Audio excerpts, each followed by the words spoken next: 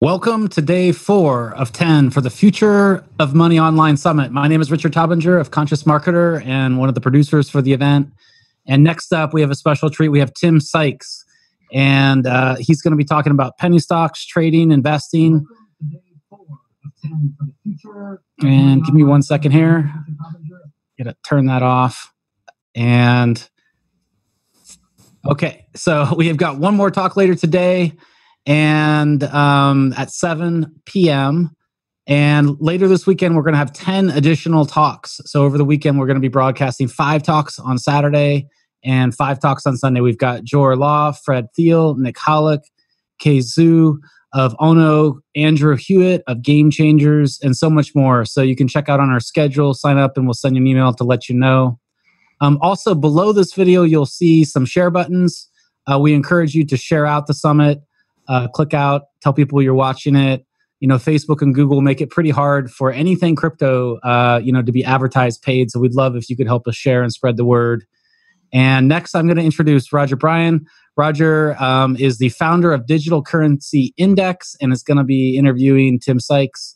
Welcome, Tim. Welcome, Roger. Roger, take it away. Thanks, everybody, for being here. Perfect. Thank you, Richard. Now, before we start, I need to share a disclaimer. The content of this summit is provided for informational purposes only and is not intended to provide any specific tax, accounting, legal, or other investment advice or provide the basis for any financial or investment decisions. You should always consult with a licensed professional to seek advice specific to your own situation. Now, let's get started. All right, welcome back, everybody, to the Future of Money Summit, the world's largest online cryptocurrency summit. I'm Roger Bryan. I'm an investor and the founder of Digital Currency Index and Block Insights, and I'm a co-host and co-producer for the event. For our next presenter, we're going to be talking with Timothy Sykes. Before I introduce him, quickly let me mention that on this page, you'll see a button for the Cryptocurrency Training Kit. That is a special offer during the summit that gets you over 40 hours of talks, 25 plus speaker bonuses, and a program called the Cryptocurrency Master Program. The regular price is $497. And you can secure that now for just $297. It's the most comprehensive training package in the market. So take advantage of that special offer now. Let me introduce Mr. Timothy Sykes. Timothy is a millionaire stock trader, entrepreneur, and teacher who's been featured on CNN, Fox News, Men's Journal, amongst others, famous for turning $12,000 of his bar mitzvah money into $4.5 million. He runs one of the largest online trading academies for penny stocks. In 2016, Tim founded the Timothy Sykes Foundation to improve education and opportunity around the world. The foundation has supported dozens of charities such as Make-A-Wish, the Boys and Girls Club, and most notably made headlines with the $1 million donation to Pencils of Promise, which I think is badass. The foundation is committed to building 1,000 schools for underprivileged youth in Southeast Asia, Latin America, and Africa. Timothy has also become well known for documenting his journey and travels on Instagram. And if you're not following him on Instagram, you're really just not paying attention. He has an audience of nearly 1 million followers. Now, let's give a warm welcome to Mr. Timothy Sykes. How are you today, sir? All right. Thanks for having me. Two quick updates. I've now made close to 4.8 million, and now I have 1.3 million Instagram followers. So when you're talking about stuff like I keep growing it, it's kind of cool to share everything, in real time on social media. This is the most amazing time in history. At no other time were we able to learn this much. So thank you again for having me. But, we got to get it through to people's minds that they need to do more studying. Oh, absolutely. I mean, you could tell I'm probably a big fan of education and reading. So I absolutely agree with that. And the ability to watch your story and watch all of the good that you're doing in the world while teaching other people how to take control of their financial wealth, it's awesome. And we're going to talk about some of those things here in a minute. The one thing that we ask everybody before we get started is share your perspective on this question. How do you think crypto will influence the future of money in the world? What's your perspective? So for me, I trade penny stocks. I trade very speculative, low price stocks. So I actually have been trading a lot of crypto stocks, a lot of Bitcoin stocks. They've been some of the hottest, best performers in the past few months. I try to stay away from trying to guess, is this the future? Is this a scam? I don't know where it's going. I'm not that technical in nature. And frankly, I just don't like market guessing games. So for me, it's the hot sector in play right now. I've been trading it. It fits the common patterns of all of these hot sectors that I trade. So Yeah. I mean, I'm not like most guests where I'm not going to make like long-term predictions. I trade these stocks for like a day, 2 days, maybe 2 weeks. So I'm much more short-term oriented. Well, and based on that, just in case there is someone living under a rock that's watching this right now and they don't really know what it is that you do, can you kind of like share with the audience who you are and what you do? Kind of a big picture, and then we're going to dive in deeper on that. Sure. I mean, I never looked to trade penny stocks. I never wanted to like grow up and be like, hey, I want to be a penny stock trader. I've just done really well with this sector, and these are a lot of scams. You can actually make money when the scams collapse. So I short sell them. I bet against them. And now I teach other people my strategies because I've made millions of dollars going long. There actually are a few good low price stocks that can run for several days or several weeks. And then I teach people how to spot the scams and expose them too. So I go both ways. I'm just taking advantage of what basically low price stock trading is and how, frankly, there's no good information out there. There's a lot of sketchy characters like Wolf of Wall Street like characters who promote penny stocks. And, they've created this whole kind of gutter in the stock market, which has different rules. And I try to teach people the good rules so that they don't get scammed. They don't lose all their money. They just take advantage of the volatility. Because the good thing about these low price stocks is they are all over the place. I mean, some of them can double or triple in a day or two. And so people with like a few $1,000s in their accounts, like it's good for them. Like, my top student started with 1,500. He's over $6 million in profits. My first millionaire student, Michael Good, actually thought that I was full of BS. He wrote a blog post that said Timothy Sykes is full of BS. We went back and forth in the comments. He gave me a chance. Now he's over 2 million. So I teach people how to basically grow a small account and turn it into a few million. I'm closing in on 5 million. It's very small by Wall Street standards. 5 million, 6 million, like it's nothing on Wall Street. But for the average person, it's really good. So I'm trying to fill that kind of void where people with a few $1,000s, like brokers, don't really want to deal with them. There's not enough money. There's not enough good information. So I fill that void. So that's what I do. And you know what that means right now? That means that there's someone sitting here watching this video that just heard you say that. And they're like, I want that. What do you say to that person that's sitting there? Like, how do you recommend they get started? What type of resources do they need to take advantage of this opportunity? Yeah, I mean, we've got books. I've got a free guide. I think you guys have the link underneath this. With free guides, just basic education. It's not about any one hot stock pick. It's not about following alerts. Like everyone's like, oh, what's the best alert? What's the next pick? What should I invest in? Invest in yourself. Invest in your future. Invest in your mindset and learn. Like my top student has made over 6 million, but he made nothing for the first 9 months. He just focused on learning the ins and the outs. So I think that a lot of people need more patience. If you are going to be in the stock market, like, you have two accounts. You have your financial account and your monetary account, right? Like your financial account grows based on how much knowledge you have. Your monetary account grows based on how much knowledge you can actually execute in the stock market. So you need that knowledge first. You can't just get rich with no knowledge. It's not about getting lucky. It's about learning, the ins and the outs of the stock market and finance. And I think more people should learn this. It's sad that they don't teach this in school. Half of Americans have less than $10,000 in savings. And frankly, it's because their lack of education, the lack of preparation. So check out my books, check out my free guides. If you go to timothysykes.com, I have 8,000 blog posts and literally 1,000 plus free videos on my YouTube channel. If you just go to YouTube and type in Timothy Sykes, just start learning, different patterns and different sectors like, Bitcoin and cryptocurrency. It's a good time right now. The stock market has been on fire for the past decade. Yeah, no, and that's great. And for those of you watching, we're going to talk a little bit more about the book that Timothy's giving everyone that's watching this video. You'll see a link below this video for a couple different training opportunities, including his book. And we'll get to that in just a minute. So one thing I know that through your teaching, you're a big proponent of giving back. And I want to talk about your charity endeavors. But before we get to that, let's start with the Timothy Sykes Foundation. What's the goal there? So it started kind of inadvertently. I find all the best stuff happens by accident. I kind of got into penny stocks because my parents gave me $12,000. They thought I would lose it all. And instead I turned it into, nearly $2 million before I graduated college.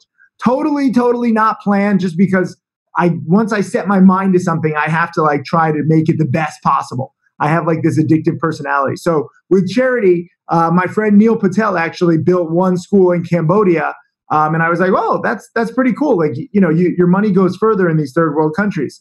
But because I had to beat Neil, I built my school next to his, and it's 3 times the size. And so it started off as like a little thing. And then I went and visited it, and I was like, I met the kids, I met the families. Like, these schools, are in villages and in communities that never had a chance for education. Like, people pretty much are condemned for, just menial labor, like jobs their entire life, because they don't have the knowledge. So I started building schools. Then, I got introduced to Pencils of Promise. I was supposed to just donate a few $100,000 when I went to Laos to visit my first 2 schools. At first, I donated $120,000, but then I went to Laos and I met so many incredible people. And Pencils of Promise is such a great charity. I donated $1 million on the spot. I actually just climbed a mountain. My shorts were all full of mud. I was like sliding down. I'm not the most athletic. It was a little rainy. So all the kids were laughing at me. They thought that I like pooed in my pants. And then I donated, $1 million. The translator didn't even know how to say $1 million in Laos. So she actually said that $1,000, and they all were clapping for $1,000, because $1,000 in Laos goes very far. And I was like, no, 1 million. So for me, it's an honor to give back. For me, it's education. I teach, but I want people to understand what is possible with education, especially in these third world countries. So that's what it is. And the Timothy Sykes Foundation just keeps growing. People ask me how to donate. You don't. It's my money that I'm donating, but a lot of my top guides all go to charity, because there's another thing, in the world of online teaching, a lot of people are like, oh, you just make money from teaching. And I'm like, yeah, I do. That's my business. I'm not ashamed of it. I'm proud of it. But it discourages some people. They're like, I'm not going to pay you and be part of your teaching scheme. And I'm like, what? How is teaching like a scheme, first of all? I love the anti-education people. But I said, okay, let me make a DVD guide that has everything that I teach. I won't make a dime off it. So I created this guide called How to Make Millions. If you go to howtomakemillions.com, it all goes to charity. It's 35 hours long. It's everything that I ever learned. And that one guide has now raised over $3 million for the Timothy Sykes Foundation. So I get to teach people. I get to give the money back to help more people all over the world. It's not just education. Right now, I'm actually in the Philippines. We just built 3 medical centers with this great charity called Cancer Warriors. I got introduced to them for basically $4,000 per child. You can save that child's life because of the currency conversion with the US dollar and the Filipino peso. So there's just so much that you can do with your money, especially worldwide. And I love to travel. I think that's probably what got me into, knowing about all these different countries and charities. I think more people should get out there, see the world, experience different things, get a different perspective. I mean, the first time you step foot in a third world country, your whole life changes, because you realize that you've been a spoiled brat, and everything that you've taken for granted is something that most people in the world will never even get to experience. So you have to have the right proper perspective. And I think that'll help you in whatever endeavor you are. It's not just if you're a stock trader. You should be trying to get as much knowledge, as many experiences as possible, so that you understand the world better. Once you understand the world better, then you can start to see patterns and opportunities everywhere. I love that. And I completely agree with that. The first time that I went to the Philippines, and you're just driving from the airport through some of the lower income areas to in a polite manner into the city, and you see how some people live, it's definitely eye-opening when you land back in the States. And just in the airport, there's more access to food and opportunity in the airport than they see in their entire neighborhood. I mean, in one trash can in the airport, that's more than the stuff that feeds an entire community. And it's crazy, to put everything in perspective. The perspective is what blows my mind, where we complain about stupid stuff like, oh, I don't have service, oh, the coffee burned my lips, oh, this pad thai was too spicy. And there are people out there, they would give anything for even just a little thing. And the coolest thing, though, is not to say these people have nothing and they're so sad. These people have nothing and they're still happy. They're grateful for just being alive and their family. If you go to these poor countries, they have literally nothing. I mean, I've seen kids with plastic water bottles like this, right, taped to the bottom of their feet because they don't have any shoes and the ground is too hot. So they crush these plastic water bottles up and they use them as shoes. And you see this, to them, it's just normal. It's just another day. And we don't even understand it. So get out there. Forget about just the stock market. Forget about learning. Just go and travel and go to a third world country. protect yourself. Some of these places can be dangerous. Don't go flashing like $30,000 watch. I'm just wearing this in my hotel room. I'm going to take it off when I go out. Be smart, but be open to just understanding the world that we live in. And you'll be amazed at how different it is from what you're taught, in the first world, like kind of schools. And I saw on your Instagram that you're starting to work with a new organization. Do you want to tell us a little bit about Kamargawa and what you're doing there? Yeah, sure. So, I created the Timothy Sykes Foundation. It's based on my personal teachings. It's like the DVD, and all these schools are the Timothy Sykes schools. I now have 40 schools built on my way to 1,000. My newest schools, I got tired of seeing my name on schools. So now I actually name the schools after my millionaire students. So I have 5 millionaire students. We have 2 new schools that are being built in Bali right now, and they're going to be opening. One is going to be called the Stephen Ducks School, and then also the Mark Crooks School. Those are my two newest millionaire students. I haven't even told anybody about that, so don't say that publicly. My students don't even know. I was going to surprise. Damn it! I have a big mouth, but we're opening schools, we're opening medical centers, and we're just going one by one. But Kamargawa takes me out of the picture. Like I already have enough ego. I have enough attention.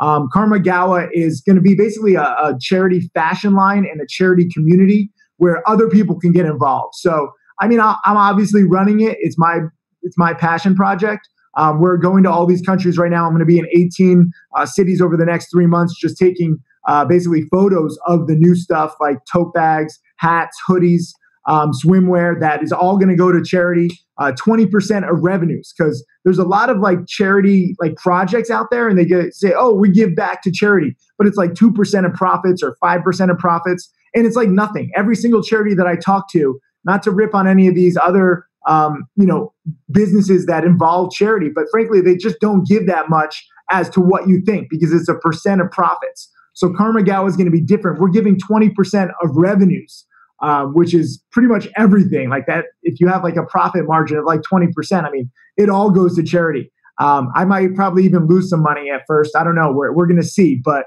I'm trying to change up the whole apparel world, and we have some really big leaders in the world of fashion and modeling, and they're involved. So it's a big community effort. So I'm excited for that. No, and I love all of that. And I think a big part of your ability to do what you do is the education that you've been able to build for yourself and the education that you shared with the world. So I want to kind of dive into a little bit more of the technical side of what you do and some of the things you're seeing in the world, because I know there's people sitting there right now that are just dying to learn more about this. So for our audience, with the Timothy Sykes Foundation, you're spending a lot of time in the developing world.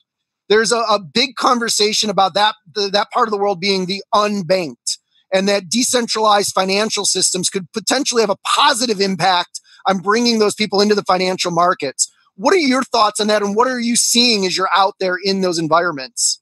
100%. You have to think about most of the world is not up to the standards in anything, whether it's environmental policies, the pollution is terrible in a lot of these countries. There's just trash everywhere. The politics, the governments are mostly all corrupt. The people's living standards are very low. The education is very low. So there's a need for something new. And this is where, again, I'm not going to bet on the long-term future financially, at least. That's not my strategy. I'm much more short-term kind of a trader. But I can see the need for new kinds of cryptocurrency and how it can change, with the decentralization. And you can't really rely on a lot of these governments. So if you rely on something that's, kind of owned by the people and it's all transparent online, I think that's fantastic. I love the transparency aspect the most. There's a lot of people in my industry who teach stock trading and they claim to be rich. They claim to have successful students. Back it up.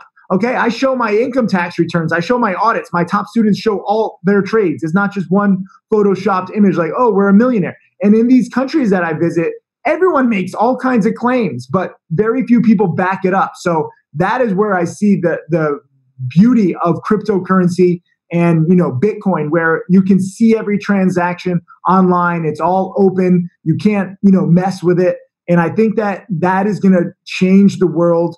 In third world countries and first world countries, the entire world, just the online transparency aspect of everything, because there's a lot of shadiness in pretty much everywhere I go.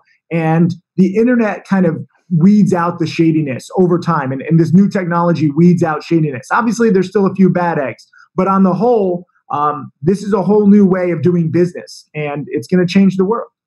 And you've touched on some of the different elements of like how you invest and not looking at this from a long-term perspective. But do you see similarities in the crypto market and the OTC markets, which you trade in normally? I mean, for me, again, like people get so excited with penny stocks. There's so much greed and ignorance. Very few people prepare ahead of time. I mean, 90% of traders lose if you look at the stats, not just in penny stocks, but of any kind of trading. So for me, I'm trying to teach my students how to become, something other than just another statistic. So we're all about preparation. We're all about studying the past and the charts. And the charts for cryptocurrency and Bitcoin, they are exact with other hot sectors in the past, like nanotech, police equipment stocks, Ebola stocks, biotech, gold, oil. I mean, there's always been like a hot sector.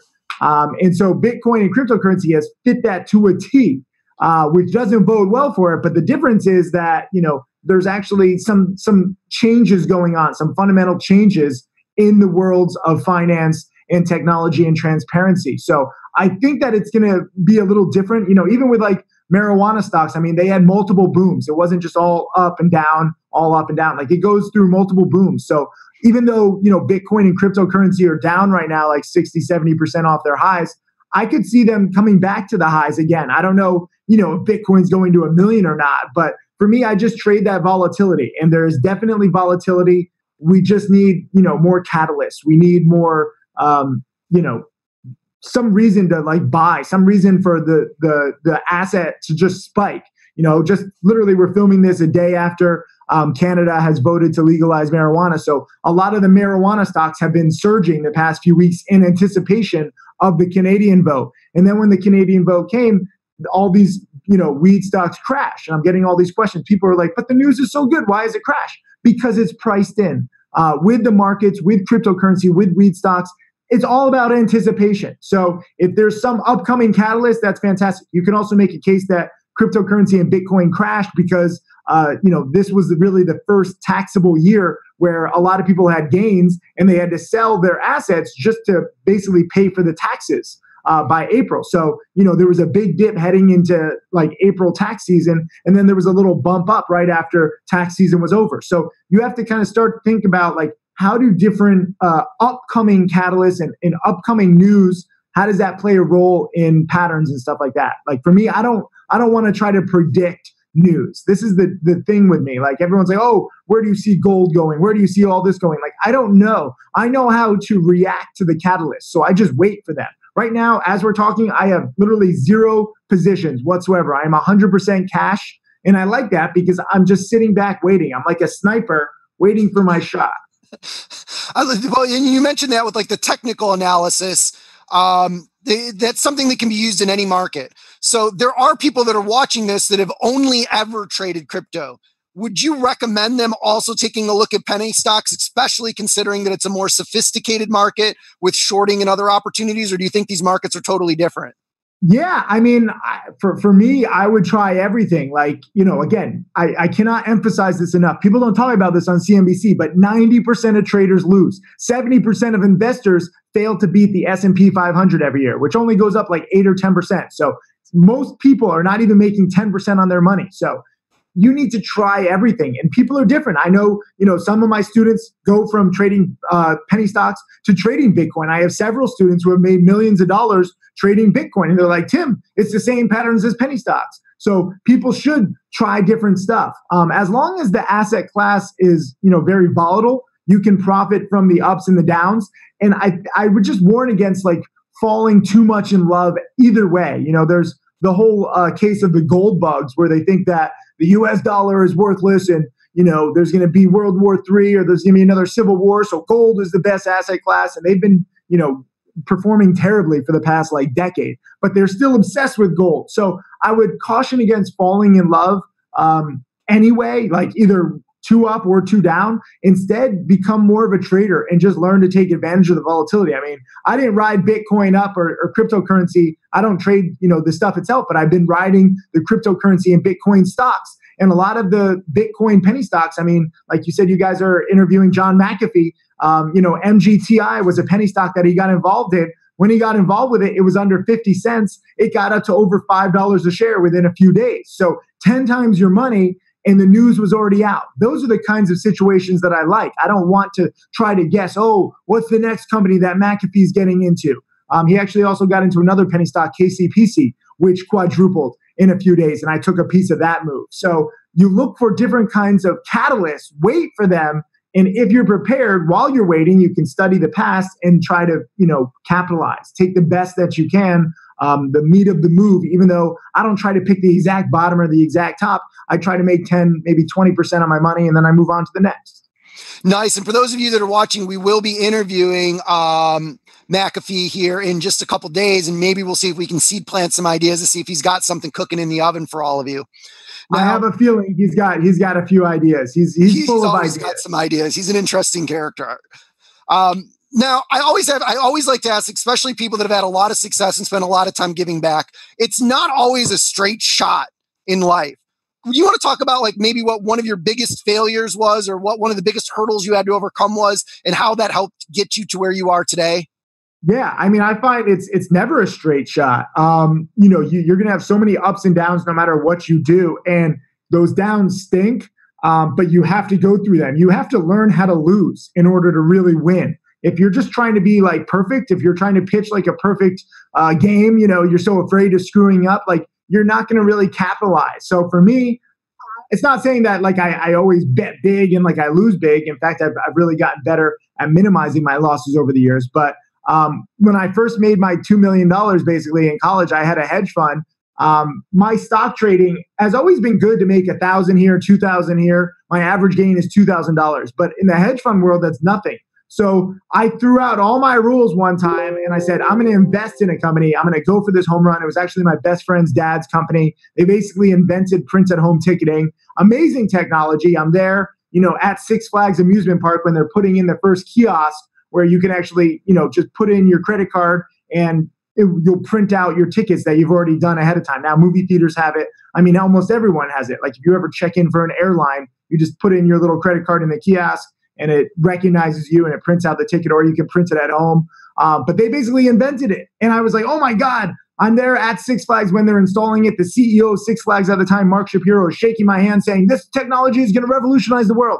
I put in another $100,000 that next day. The technology was good, but the company was bad. They mismanaged their finances. They had debts. They actually went bankrupt. And my hedge fund, while we didn't lose everything, I lost roughly a third of the assets, which wiped out the gains of the past 3 years. My hedge fund finished up 2% per year over 4 years.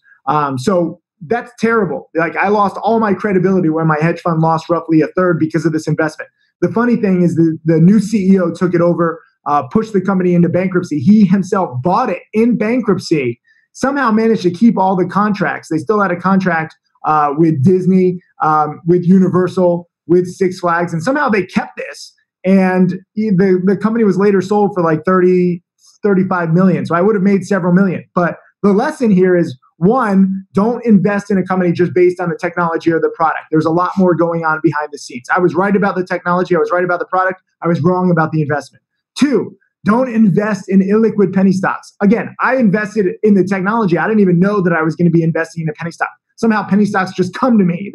They're attracted to me. So I ended up investing in this company.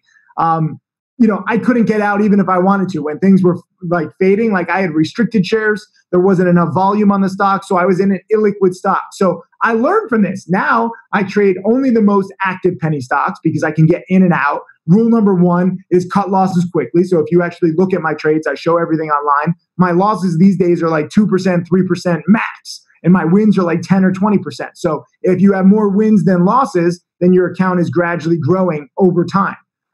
So you learn from your mistakes. You learn from your losses. At the time, it sucked. My hedge fund just basically got zero credibility. And I was trying to tell everybody, I was like, we didn't lose everything. We're still up over 4 years, but nobody cared because I had gotten away from what had made me successful. People didn't want to hear the intricacies like, oh, you lost investing, but you're good at trading. Yeah, you're just making excuses, loser. That was right when I first started getting a lot of press. So the New York Post did this whole thing like party's over for hedge fund like prince. My hedge fund had $3 million. I wasn't a prince. I was like a guppy. I was so small in the world of hedge funds, but the press loved it because I was on this TV show called Wall Street Warriors. So they ripped me and I started drinking for several months. It was terrible. Now I look back. I mean, this was 10 years ago I've been teaching. It all made me a better teacher. It made me a better trader. I've never had such a big loss before. I've made it all back many times over.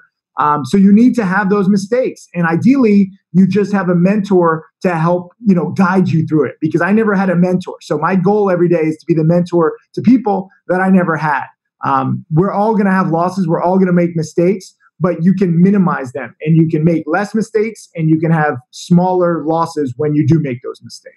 And I think there are some important lessons there for those of you that are watching. I would recommend, if you are a crypto trader, I do the air quotes on that because you're either an investor or you're not, and you're either looking at multiple different industries or multiple different sectors to invest in, or you're not. If you're only concentrating in crypto, you're actually missing the boat on a lot of opportunity. But a lot of what Tim just touched on about don't just invest in the tech, that's probably a really important rule for most crypto investors, because that's one of the biggest mistakes people made circa 2017 with all of these ICOs selling on white papers. And then we're all seeing now in 2018 the liquidity issues where people see these coins dip and they're like, I'm going to buy a big chunk of them. And then all of a sudden they realize that they can never liquidate them at any type of margin because they're completely illiquid. Like, write those two rules down and live by those, and you're going to have a much easier life.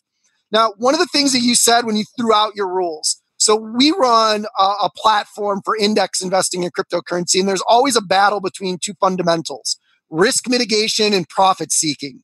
How do you balance those two in your teachings or in your own portfolio in order to keep that steady climb up, even when there are those sometimes downturns? Yeah, I mean, there's always another hot penny stock. There's always a new hot sector. So for me, no one play matters. My millions of dollars have been made up over thousands of stock trades. All of my millionaire students make like 2,000, 5,000, 3,000. Sometimes we lose 200 or 300. So you have to think of this as a process. And you don't want to break the process, because if you throw out your rules, if you just say, screw it, this is taking too long, I'm just going to go big, I'm going to go all in, that's what leads to disaster.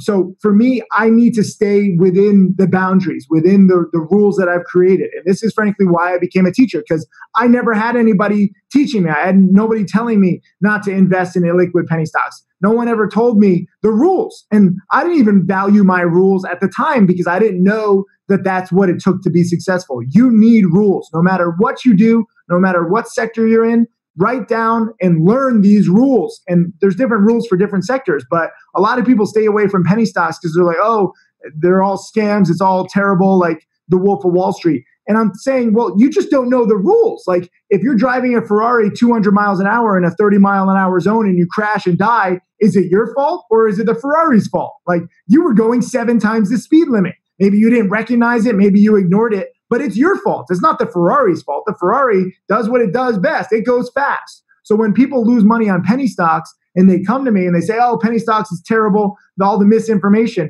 And I'm like, yeah, there is misinformation, but you just didn't know the rules. Like, you listened to some promoter, you got a tip from somebody else. And I find this all over in, crypto too, like in investments. Like, people get tips from other people. They just want alerts. They want easy money, and they don't want to take any responsibility or do any research. Like, be self-sufficient. Forget about the fact that 5 of my students have become millionaires. All 5 of them are self-sufficient. They don't need me anymore. They've learned my rules, and they've also tailored their rules to themselves, because we're all different. Like, some people like holding stocks for a day, an hour, a month, a year. Like, everyone has different personalities, different strengths and weaknesses. So you have to basically learn the rules of any game, what works, what doesn't, and then tailor it to you, your personality, and your schedule. Great piece of advice. For those of you that are watching, we're coming up on the last 10 or 15 minutes here. If you've got any questions, if you're watching this on Facebook, YouTube, the Totally Crypto website, the Summit website, if you've got a link through Twitter, go ahead and send your questions over. We've got people moderating every one of those social platforms. Happy to field your questions and send them over to Mr. Timothy Sykes. Coming up on the last couple questions here. What is your outlook on the future of crypto or digital currency, both from a global impact perspective and as a financial market in of itself? Like I said, I mean, I think there's great potential. The elements are there in the world, and especially in the third world, where there's a need for some kind of decentralization, some kind of transparent platforms, especially when it comes to finance. I think that is definitely going to be the key. I don't know which currencies are going to make it and which ones aren't. I don't know what the value of those currencies are going to be, but I can see a demand for the product, which is always good. Then the question is, what is the value of the product? Just because there's demand, is it worth a penny? Is it worth $1? Is it worth $1,000? Like, how big of a change and how much is that change worth to different individuals and different businesses? I don't know the pricing, but I can tell you from my travels, there is a need for alternate forms of payment and alternate currencies out there. Awesome. Now I've got the most important question for you. Are you prepared? Bring it on. Other than the champagne fight on Below Deck, what is the craziest thing you've ever spent money on? Below Deck is a TV show I was on, and I chartered this yacht. I actually did it twice. My first time I made $70,000 on the yacht, and they had it all on camera, and they did not show a scene of that. And I was so pissed. I made one of the best trades of my life on this yacht with very little Wi-Fi, and I worked out so perfectly. And I was walking around the ship all day like, oh, I'm the man. And people are like, what? Like when the TV show aired, they didn't show the trade. And you're like, why are you the man? Like, you did nothing. You're terrible.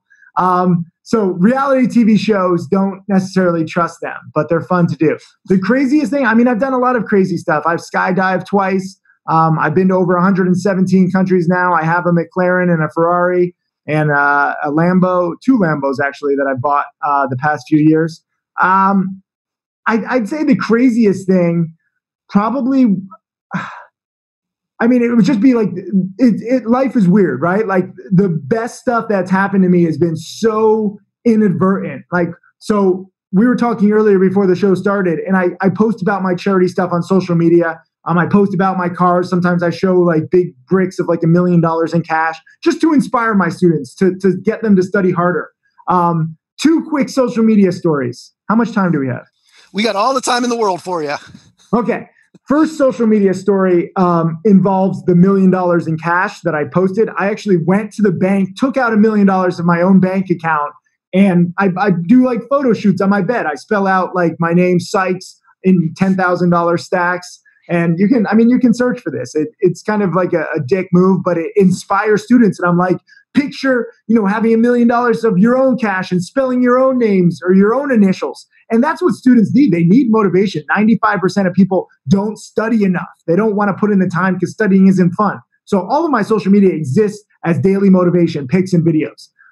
So going to the bank and taking out $1 million is pretty crazy. I went with my dad. We had to go early because banks don't have that much cash on hand all the time. People don't know it. Like if there's a run on the bank, like they don't have enough money for everybody. So $1 million is a sizable amount for a bank to have on hand at any one time. So my dad and I went one time. A Business Insider reporter followed us. There's a whole video of this.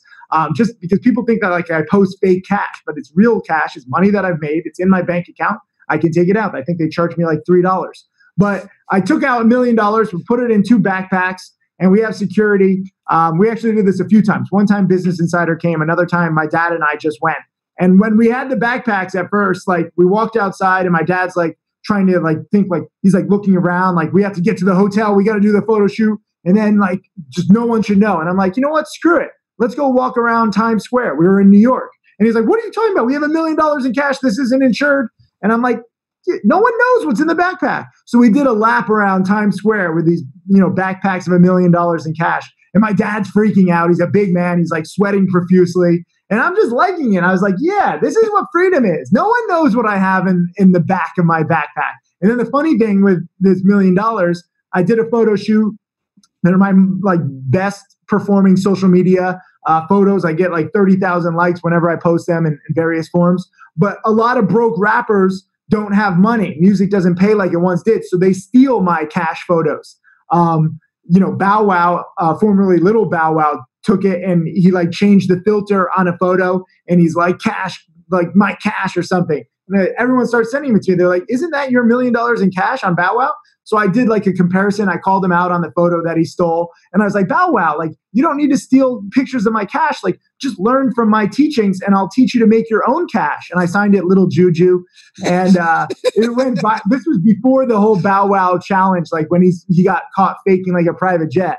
But this thing went viral. Like, we were on TMZ. It was like the #1 trending story on Facebook. And he told his like 4 million followers to attack me because they're like, Timothy Sykes, this guy's a bastard, go attack him. And I was like, oh my God. I started getting all these messages like, you're a terrible thing, right? But at the same time, I got like 300,000 followers that day, or the next 48 hours, before he realized he should take down his post because he was just blowing my account up. So anything can really happen. Like, it's crazy. Like, one thing leads to another. And one last story on social media, because my charity stuff gets like hardly any views. Like, people just don't get inspired by charity. For me, it's everything on social media. It's the least likes, least comments. So I was like, on Twitter, I posted this video of my first school in Bali. It's still there. It's my pinned tweet. And I said, for every retweet that I get, I'm going to build another school. And usually my charity stuff gets like 5, maybe 6 retweets.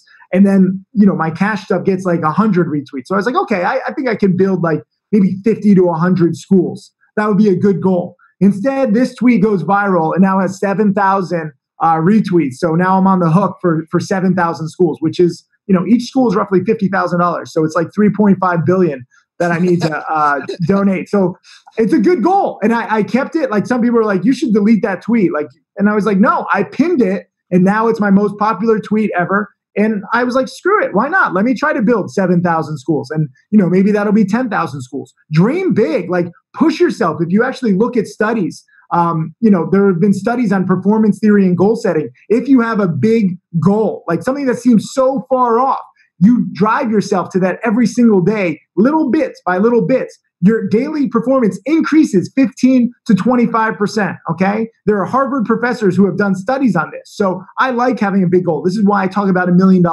in my millionaire students. Even if my students have a few $1,000s, it seems impossible. It's not impossible. It's just an uphill battle. It's improbable. So you need to do everything you can to achieve those big goals. But don't come to me and say, oh, I have $5,000. I don't want to be a millionaire. I just want to turn my 5,000 into 20,000. Try to go from 5,000 to 1 million. And even if you screw up, at least because you have such a big goal, let's say you screw up and you don't go from 5,000 to 1 million, you go from 5,000 to 30,000. And you don't achieve your ultimate goal, but you're heading in the right direction. So always have big goals. Always share those big goals on social media and see what happens. See what plays out. You might get featured on TMZ. You might get thousands of retweets. Who knows what's going to happen? It's a new world. It's fun. That's awesome. And in just a second, everyone, I'm going to give Tim a chance to tell you about the bonus gift that he's got for everybody. But before I do that, I want to remind everyone that you can own this entire training summit through the Cryptocurrency Training Kit. It gets you the downloadable access to the videos, audios, and transcripts, which are going to be over 2,000 pages of content. All of the bonus gifts from the 35 plus speakers, and you can get all of that for only $297.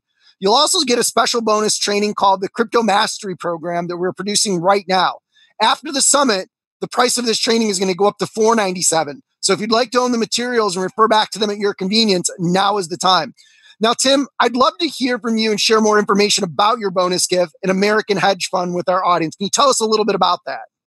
Yeah. So, I like challenges, right? So I challenged myself to make $1 million. I did that. I challenged myself to create other millionaire students. I've done that. And I challenged myself to write a best-selling book. And that's what an American hedge fund is.